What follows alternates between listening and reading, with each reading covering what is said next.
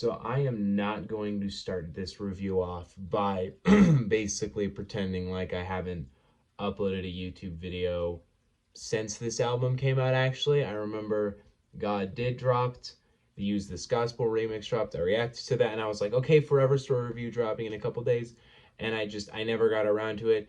It's been a pretty busy like past couple months. I've been working on music, just personal stuff that I don't really feel like getting into, but the important thing is his music has been really boring since this album dropped. Like there's almost been nothing I would have thought about making an album review for since this came out. So in the end, that's kind of part of the reason I haven't really been doing a ton. But I've been re-listening to this album a ton, and I was about to just go right in and do a Midnight's review because that's the big new album that kind of got me into wanting to do another video. But then I was like, you know what?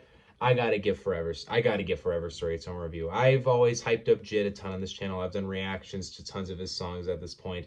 And I hyped this album up a ton. So it just feels weird for me to leave it with no review at all, leave it in the dust. So I feel like this album deserves its own proper review, which I am going to say.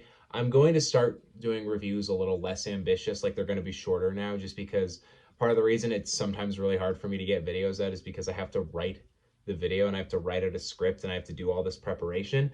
And I'd much rather just kind of discuss the album in a more just kind of free form basis. So that's kind of what I'm going to be doing. I'm still going to go down the track list because that's just still the best way I think to review and process an album.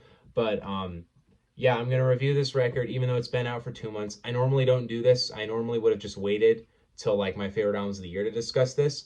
But I was like, you know what? This album deserves a review. This album deserves my full attention. It deserves my full attention for one video before I get to anything else. And I will say the next few weeks are fucking crazy. Drake and 21 Savage are dropping on Friday. West Side Gun's dropping on Friday. Smino's dropping on Friday. And I bet there's a couple other albums I'm forgetting that are coming out on Friday. The Friday after, Metro Boomin's dropping his album. The Friday after, King's Disease 3. The Friday after, Roddy Ricch, which I'm not that into. But overall, the next few weeks, there's just way too much for me to just stop making videos. So I got to get back in the game. I got to get back in the review game here. So we're going to talk about The Forever Story by JID. Normally I don't do this, but let's do it. So for me, JID is one of those rappers that people were constantly saying is like, oh my God, he's next up, one of the best.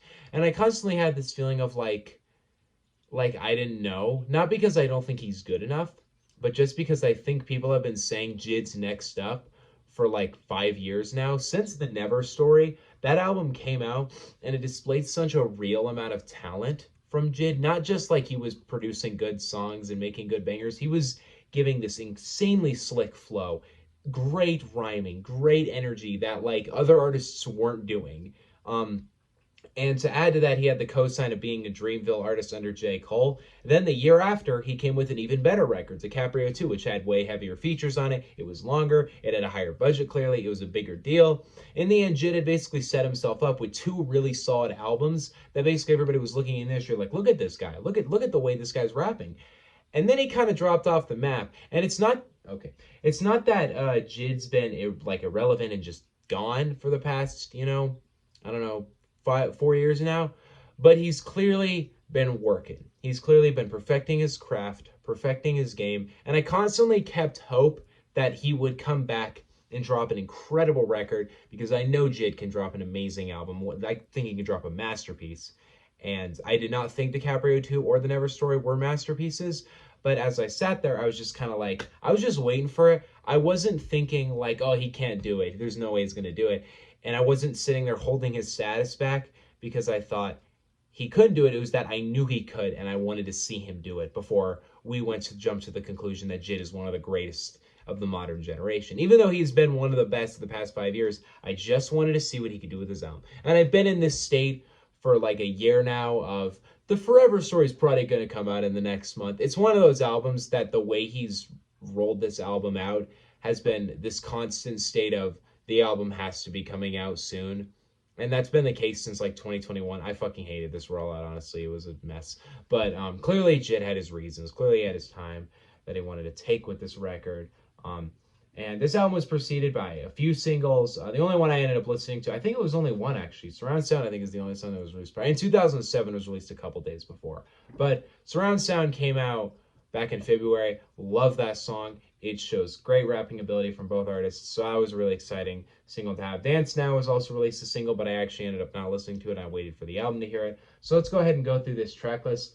I'm gonna kind of skip over Galaxy because it's an intro. It's a cool intro. I don't really have a ton to say on it. Radar to me is one of my favorite songs, honestly. First listen it wasn't, but on a couple more listens, Radar sits the album off in this really energetic, hyped, sporadic feel where I think he does 2 beat switches on the track. And his flow stays very slick and consistent the whole time. And you basically open this record up with, yeah, this man's flow is still it's still up here. He still has one of the slickest, most natural flows I've seen in recent hip hop. And on a track like this, he's able to display that over fantastic production, fantastic lyricism. Just everything about this track, it keeps you kind of on your toes. It keeps you energetic. It's exactly how this album should have opened up on. It's a perfect opening to me. We go to Dance Now, which to me is a fantastic song. I didn't really measure it that well when I first heard it, but I think the beat's grown on me a lot more. I really love that sample in the back. It has this kind of marching sound. I really like the bum bum bum ba-dum. It's a very creative sample to me. And JID flows super nicely on the song. Kenny Mason too is fantastic. The chorus to me, I love how he's able to switch his voice very melodically like that. And then you have this very slick I'm not the two-stepping man rhyme that comes after that, and I love it. I honestly think this is another highlight. It's a great song. Crack Sandwich, another fucking solid-ass song. I love the sample on this song. I think it's some nursery rhyme that's chopped up, but I can't remember. But the sample on the song is amazing, and I love the kind of storytelling thing of like a crack sandwich, like him kind of making his own lunch and doing his own thing, but like he's left with so little resources, he ends up using crack because he's in that community. Um, Great song, great beat. If I'm remembering correctly, there is a beat switch in this one. There's beat switches on so many songs on this album, and this one is fantastic too. Can't Punk Me, I don't know if it's a highlight, but on this album, kind of everything's a highlight. Um, this song features Earth Gang, and as you guys know, I don't even know if you guys know this actually. I don't know if I don't think I ever talked about Ghetto Gods when that album dropped. I didn't love it that much. It was pretty good to me. It wasn't amazing, but it served its purpose. But Earth Gang and JID are a great trio. They all mesh together super well. On this track, it has this very sporadic, relentless kind of sound to it. They both fit very naturally over it. To me, it's a really solid song. Surround Sound, like I mentioned, is a great song. JID murders the first verse in the hook. 21 Savage comes in with a killer verse, too. The sample on the song is also amazing. And then Baby Tay comes in for a really great middle section, too. And then JID comes back to murder the final verse on another beat switch. It's a fantastic song. But next we get to the part in this album where this album stops, where it like comes to a screeching halt. And in the most natural sense possible, it comes to a stop on this next song. Because these first 6 tracks, you've been on the tip of your toes. It has been relentless. There has been no moment where JID has taken his time to slow down. It has just been relentless nonstop. So you hit Kody Blue 31. And this song is very melodic. It's very slow. It's very, it's more of a R&B song to me than it is just a hip hop song.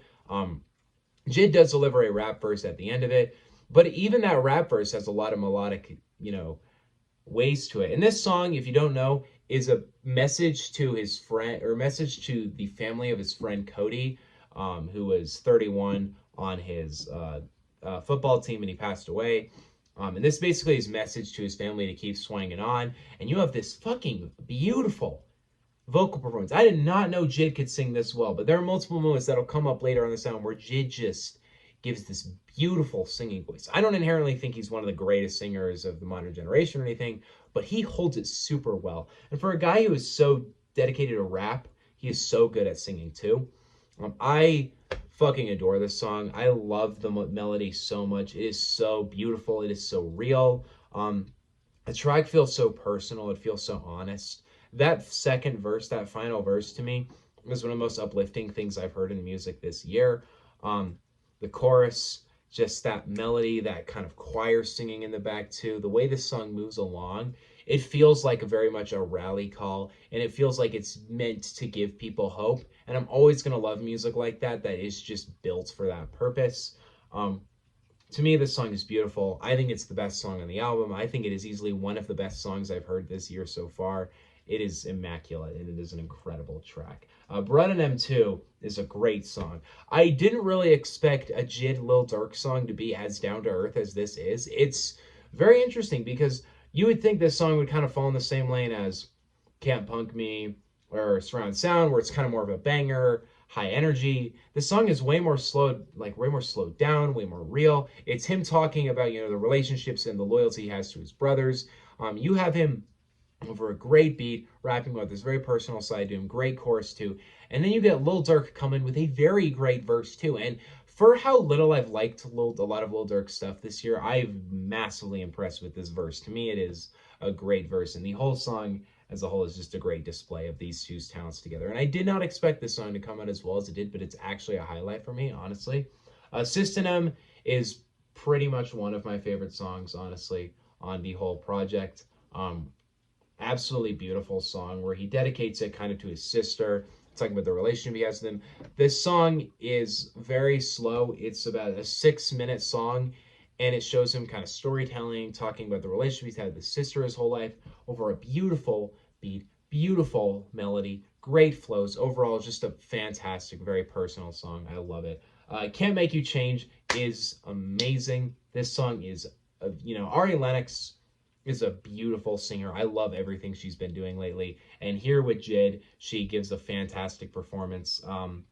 The song is just very slow, very real, very personal. I love everything about it. Stars with Yassine Bey, fantastic track too. I love seeing these two come together and make a song. I love seeing him bring out kind of an old, 2000s rap legend to the forefront.